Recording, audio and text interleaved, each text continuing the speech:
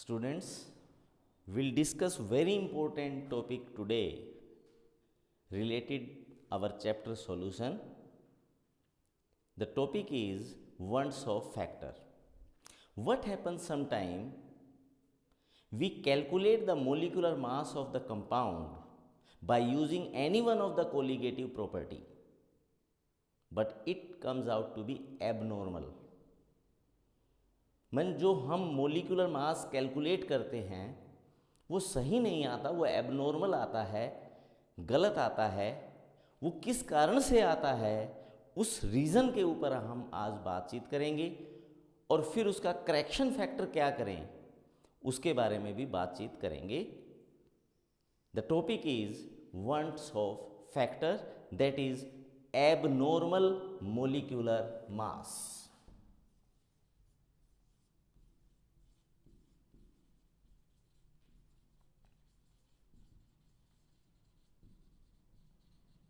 क्योंकि हम बार बार ये आपको बता चुके हैं कि colligative properties are used to determine the molecular mass of the solute. चारों में से किसी का भी यूज कर सकते हैं, बट जनरली ये क्वेश्चन भी पूछा जाता है कि which colligative property must be preferred to determine the molecular mass of macromolecules. खासतौर से अगर पॉलीमर्स हैं, मैक्रोमोलिक्यूल्स हैं, हैवी मोलिक्यूल्स हैं, उनका मोलिकुलर मास अगर हमें डिटरमाइन करना हो तो which of the colligative property is preferred? Answer is osmotic pressure. Out of these four colligative properties, that is relative lowering in vapor pressure, elevation in boiling point, depression in freezing point, and then osmotic pressure. It is the osmotic pressure which is preferred to determine the molecular mass. It is basically because of two reasons. First one, this is the only colligative property which is observable. बाकी की तीनों properties इतनी small हैं कि उनको lab में observe करने में प्रॉब्लम आएगी, वो छोटी होती हैं। एलिवेशन है, वो बॉइलिंग पॉइंट में जो एलिवेशन होता है वो बहुत छोटा होता है। डिप्रेशन इन फ्रीजिंग पॉइंट है, relative lowering in vapour pressure है, वो भी बहुत स्मॉल आएगा। बट ऑस्मोटिक प्रेशर में इंक्रीज या डिक्रीज नहीं है। itself it is a colligative property, so we can say it is the only observable colligative property. And secondly, this property can be used at room temperature. किसी भी temperature पर, given room temperature पर हम इस property को use कर सकते हैं। जो टेम्परेचर होगा वो टी के स्थान पर हम रख देंगे। बाकी प्रॉपर्टीज में ऐसा नहीं है। आप depression in freezing point use करेंगे तो आपको टेम्परेचर को डाउन करना पड़ेगा, डिक्रीज करना पड़ेगा। पहले सोलवेंट के फ्रीजिंग पॉइंट तक जाना पड़ेगा, फिर सॉल्यूशन के फ्रीजिंग पॉइंट तक जाना पड़ेगा। जबकि ये रूम टेम्परेचर जो आपका है, लैब का टेम्परेचर है, उसी टेम्परेचर पर हम ऑस्मोटिक प्रेशर को यूज कर सकते हैं। बट इवन देन मैं आज बात कर रहा हूं abnormal molecular mass. Some time it में हैपन्स। अभी तक जितने हमने न्यूमेरिकल प्रॉब्लम्स किए, कभी भी हमारा ऐसा नहीं हुआ कि बहुत ज़्यादा अंतर आ रहा हो आंसर में, लगभग मैच हो रहे थे। लेकिन इस टॉपिक के बाद के जो बुक के न्यूमेरिकल हैं उनमें आप एक बेसिक डिफरेंस नोट करेंगे और कारण उसी में छिपा हुआ है। अभी तक जो हम न्यूमेरिकल प्रॉब्लम्स कर रहे थे related to all colligative properties, उसमें सोल्यूट के रूप में हम क्या लेते थे? Urea, glucose, sucrose. All these are covalent molecules. They neither undergo dissociation nor they undergo association. हमने कोई भी एक न्यूमेरिकल प्रॉब्लम सोडियम क्लोराइड का नहीं किया होगा। आप में से किसी बच्चे ने भी अभी तक कोई बेरियम क्लोराइड का, सल्फर का, कार्बोक्सिलिक एसिड का न्यूमेरिकल नहीं किया होगा। यानी ये वो सॉल्यूट्स हैं जो सॉल्यूशन में डिसॉल्व होने के बाद दे मे अंडरगो डिसोशिएशन और एसोसिएशन। जैसे मैं अगर पानी के अंदर सोडियम क्लोराइड को डिसॉल्व करता हूं तो वो पानी में घुलकर सोडियम आयन और क्लोराइड आयन बना देगा। यानी मैंने तो 1 मोल डिसॉल्व किया है, लेकिन ये पानी में घुल करके 2 मोल बन जाएंगे। अब कोलिगेटिव प्रॉपर्टीज को इस बात का असर नहीं पड़ता कि आपने किस चीज के मोल्स मिलाए हैं, वो तो इस बात पर डिटरमाइन करती है, मोलिकुलर मास को डिपेंड करती है कि आपने कितने मोल्स मिलाए हैं। अब आपने तो मिलाया था 1 मोल, आप जब कैलकुलेशन करेंगे तो 1 मोल मान के ही चलेंगे अगर आपने 1 मोल मिलाया है तो। लेकिन वो बिहेव कैसे करेगा सॉल्यूशन जिसमें उसमें 2 मोल्स मिले हुए हैं, 1 mole of sodium ion and 1 mole of chloride ion, because it undergoes dissociation. इस कारण से जो हमारा मोलिकुलर मास आएगा वो एबनॉर्मल होगा, वो सही नहीं होगा। इज द सेम वे अगर हम सल्फर की बात करें तो 8 सल्फर के एटम्स मिलकर एक मॉलिक्यूल बना लेते हैं, यानी एसोसिएशन हो सकता है। वहां पर भी यही एबनॉर्मलिटी आपको आंसर में मिलेगी। जहां मैंने सोडियम क्लोराइड के बारे में बात की थी वो डिसोसिएशन शो करता है, और सल्फर के एटम्स आपस में एसोसिएट करके सल्फर के मॉलिक्यूल्स बना लेते हैं। इसी प्रकार से कार्बोक्सिलिक एसिड की मैं बात करूं तो carboxylic acid in polar solvent like water dissociate to give you ions, यानी यहां डिसोसिएशन शो करेगा। जबकि ये कार्बन डाइसल्फाइड या नॉन पोलर सॉल्वेंट्स में 2 मोल्स मिलकर के एसोसिएशन भी शो कर सकता है, यानी डाइमर के रूप में भी ये एग्जिस्ट कर सकता है। तो कार्बोक्सिलिक एसिड के मामले में थोड़ा सावधान रहना। अगर आपके पास सोलवेंट वाटर है तो वो डिसोसिएशन शो करेगा, जबकि आपका carboxylic acid in case of non polar solvents like carbon disulphide और कार्बन टेट्राक्लोराइड इट में अंडरगो एसोसिएशन। कारण ये दोनों ही हैं, एसोसिएशन या डिसोसिएशन। तो अगर किसी सोल्यूट में एसोसिएशन हो रहा है तो भी हमारा आंसर सही नहीं मिलने वाला, और डिसोसिएशन हो रहा है तो भी मॉलिक्यूलर मास एबनॉर्मल आने वाला है। तो इसको ठीक कैसे किया जाए? We'll correct it by using a factor that is known as van't Hoff factor. फिर उसके बाद वो एबनॉर्मल नहीं आएगा। अभी तक जो हमने फार्मूले याद किए हैं उनमें थोड़ा सा हमें चेंज करना पड़ेगा आगे के लिए।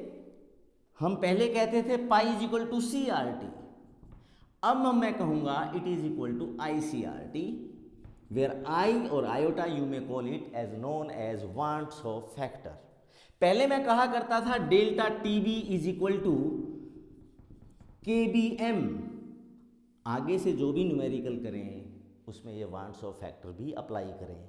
ये क्या होता है मैं अभी आऊंगा उस बात पर। Delta T F now is equal to KFM, where I is known as wants of factor.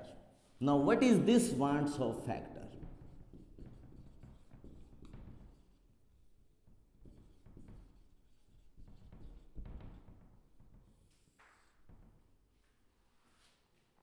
Wants of factor may be defined as a ratio of the total number of moles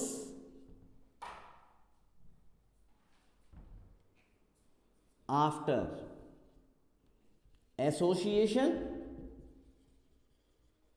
or dissociation to the total number of moles taken initially. It is a ratio. Wants of factor is a ratio. Total number of moles after association or dissociation to the total number of moles taken initially. For example, in case of sodium chloride, in water where it dissociate to give you sodium ion and chloride ion, wants of factor value will be equal to 2 divided by 1, means it is 2. Because what number of moles you dissolve will becomes double in the solution. That's why if you take 1 mole of sodium chloride, it will dissociate into the 2 moles. So our delta TB now will be equal to I kbm, it means 2 kbm. This is the Wandt-Zoff factor.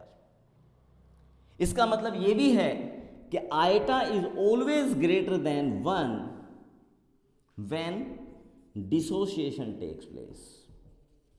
जब भी dissociation होगा eta की value 1 से ज्यादा ही होगी. और मैं अगर बात करूं कार्बोक्सिलिक एसिड की, जहां पर वो डाइमर बना लेते हैं, डाइमराइज कर लेते हैं, तो वहां पर 2 कार्बोक्सिलिक एसिड मिलकर 1 मोल में कन्वर्ट होने वाले हैं. यानी हमने डिसोल्व किए थे 2 moles, but finally they becomes into the 1 mole of carboxylic acid dimer. So the iota value in this case will be equal to the total number of moles after association becomes 1 if it associates completely, divide by 2. It means iota is always lesser than 1 in case of association.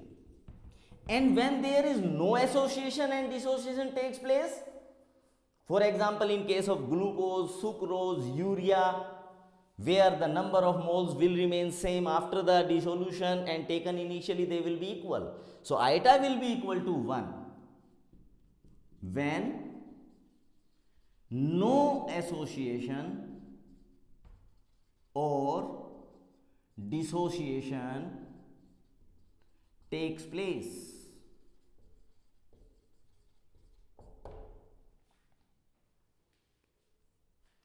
Is it okay? तो eta के बारे में मैंने बताया, वांट्स-ज़ॉफ factor के बारे में. You can calculate it very easily by simple taking the ratio of the number of moles after association और dissociation to the total number of moles taken initially. Secondly, we can also define the Wandt-Zoff factor in another method. अब मेरा formula हमेशा ये बन गया, delta TF is equal to I KFM. So I will be equal to delta TF divide by KFM. इसका मतलब ये वो कोलिगेटिव प्रॉपर्टी है जो मुझे लैब के अंदर एक्सपेरिमेंटली ऑब्जर्व होगी. जो डिप्रेशन इन फ्रीजिंग पॉइंट मुझे ऑब्जर्व होगा वो है ये. It is observed colligative property, चाहे वो कोई भी कोलिगेटिव प्रॉपर्टी हो, to the it is the calculated value. क्योंकि आज से पहले हमें यह नहीं पता था कि एसोसिएशन डिसोसिएशन की वजह से भी कोई फर्क पड़ता है. तो ये कैलकुलेटेड, जो हम पेपर पर कैलकुलेट करके गए हैं लैब के अंदर कि कितना डिप्रेशन इन फ्रीजिंग पॉइंट होना चाहिए, this is known as calculated value of colligative property. तो इसका मतलब secondly we can define the Wandt-Zoff factor is a ratio of observed colligative property to the calculated colligative property. And third and finally, Wandt-Zoff factor may also be defined as a ratio of calculated molecular mass to the observed molecular mass. This is derived from the fact that colligative property is always inversely proportional to the molecular mass. जितना compound का molecular mass ज्यादा होगा, colligative property उतनी ही कम हो जाएगी. इसीलिए मैंने कहा था मैक्रोमोलिक्यूल्स के लिए ऑस्मोटिक प्रेशर की जरूरत पड़ती है, क्योंकि उनका मोलिकुलर मास ज्यादा होगा तो आपकी ये तीनों properties delta TB, delta TF and relative lowering in vapour pressure बहुत ही कम आने वाली हैं. तो मोलिकुलर मास के हमेशा कोलिगेटिव प्रॉपर्टी इन्वर्सली प्रोपोर्शनल होती है, इसलिए मैं ये भी कह सकता हूं कि वंस ऑफ फैक्टर एक रेशो है calculated molecular mass to the observe. These are the three definitions you may define, you may keep in your mind for the Wants of factor and will use at the time. First, it is the total number of moles association after association or dissociation to the total number of moles taken initially. Secondly, it is the ratio of the observed colligative property to the calculated value of colligative property. And finally, it may also be defined as the ratio of the calculated molecular mass to the observed molecular mass. Now, how to use this?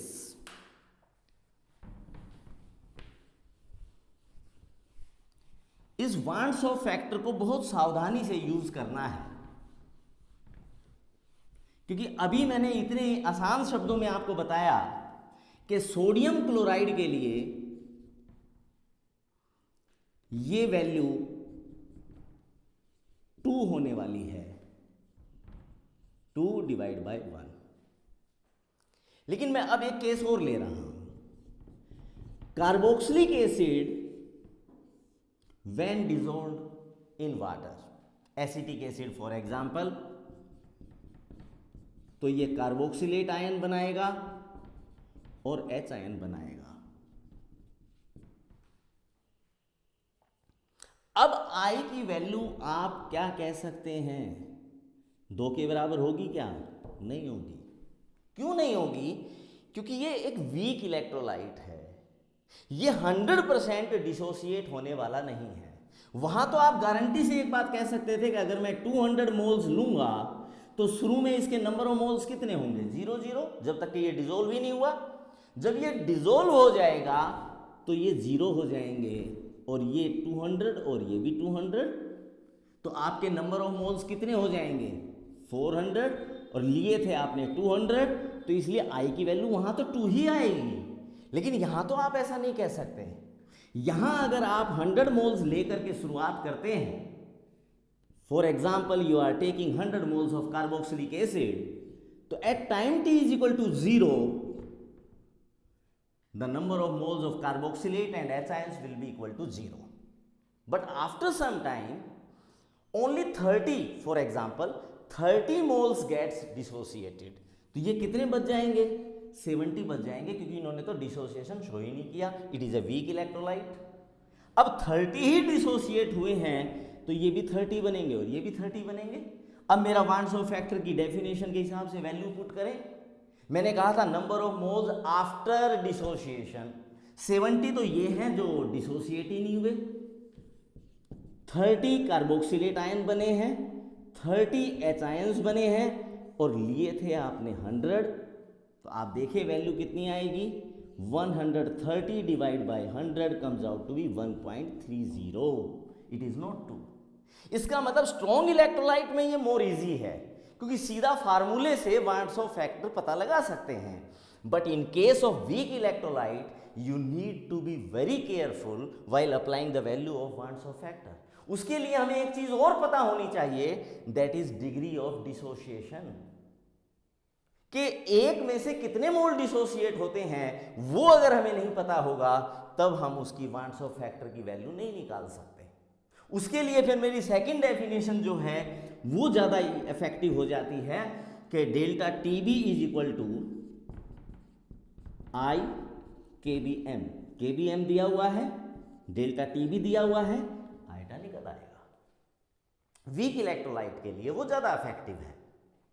लेकिन उसके लिए मैंने कहा कि आपको degree of dissociation अगर पता है, मैंने मान लिया कि 70 अनडिसोसिएटेड रह जाते हैं, 30 ही डिसोसिएट हो रहे हैं. तो मेरे को पता था, मैंने मान लिया, तभी तो मैं इसकी वांट्स ऑफ फैक्टर की वैल्यू निकाल पाया ना. तो वीक इलेक्ट्रोलाइट के लिए either you must know the calculated and observed colligative property to determine the van't Hoff factor, or you must know the degree of dissociation. What is degree of dissociation or degree of association? देखें जरा. Suppose carboxylic acid dissociates to give you ions, and now I am taking only 1 mole with me at the initial time. So the number of ions will be 0 when there is no reaction haven't taken place as yet.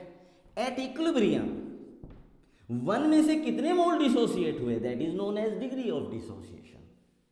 अब अगर इसका 1 मोल dissociate होता है तो इसका 1 ही मोल बनता है. इसके अल्फा मोल डिसोसिएट हुए हैं तो इसके अल्फा और इसके भी अल्फा ही मोल्स बनेंगे, यानी टोटल नंबर ऑफ मोल्स कितने बनेंगे, 2 अल्फा. अब ये तो गारंटी नहीं ना कि हमेशा 2 ही मोल्स बनेंगे, इसलिए मैं यहां पर क्या मान के चल रहा हूं, इट इज एन अल्फा. ये तो मेरे 2 अल्फा होते, लेकिन ये कोई जरूरी नहीं है कि हमेशा 1 मोल टूटकर 2 ही बने. हो सकता है कोई सोल्यूट ऐसा हो जो 1 मोल टूट के 3 बनाए, 1 मोल टूट के 4 भी बना सकता है. इसलिए मैं एक जनरल फार्मूला डिराइव कर रहा हूं, तो इसलिए मैं यहां पर क्या मान के चल रहा हूं, इट इज एन अल्फा. तो वांट्स ऑफ फैक्टर के हिसाब से total number of moles after dissociation कितना हो गया, 1 minus alpha plus n alpha. और लिए कितने मोल्स थे हमने, 1. This is the value of van't Hoff factor. अब इसको थोड़ा सा रीअरेंज कर लेते हैं. Iota minus 1 is equal to alpha into, हम यहां से अल्फा कॉमन ले लें तो यहां पर क्या आ जाएगा, एक बार पहले यहां पर हम कर लेते हैं, 1 को इधर ले आए, iota minus 1, it becomes equal to N alpha minus alpha. अब iota minus 1 is equal to alpha into N minus 1. तो एल्फा किसके बराबर हो जाएगा, iota minus 1 divide by N minus 1. This is the value of degree of dissociation. In the same way I can derive the value of degree of association. वो कोशिश करें और उसका फार्मूला क्या आएगा, degree of association alpha is equal to iota minus 1 divide by 1 minus n divide minus 1. और ये N की वैल्यू फार्मूले से पता लग जाएगी. अगर मैं सल्फर के लिए कहूं 8 sulphur atoms becomes together to form 1 mole, तो इसका मतलब एन की वैल्यू क्या है, यहां पे 8 है. तो वहां पे 1 बाई 8 माइनस 1 आइटा. आइटा की वैल्यू कहां से पता लगेगी, वो कोलिगेटिव प्रॉपर्टीज दी हुई हैं, ऑब्जर्व्ड भी दी हुई है, कैलकुलेटेड वैल्यू भी दी हुई है कोलिगेटिव प्रॉपर्टीज की. तो आइटा यहां से पता लग जाएगा. आइटा आपको यहां से पता लग जाएगा. 2 कोलिगेटिव प्रॉपर्टी, ऑब्जर्व्ड और normal colligative property, calculated colligative property वहां से. और आइटा पता लग गया, एन की वैल्यू आपको सॉल्यूट से पता लग जाएगी. तो degree of association and degree of dissociation can be determined easily. अब इसमें किस तरह के क्वेश्चंस पूछे जा सकते हैं, मैं एक छोटा सा एग्जांपल देता हूं जो बहुत बार कॉम्पिटिटिव एग्जाम में पूछा गया है, इस तरह के क्वेश्चंस, और उसमें आपको कोई गलती नहीं करनी है, बहुत सिंपल बात होती है. विच वन ऑफ द फॉलोइंग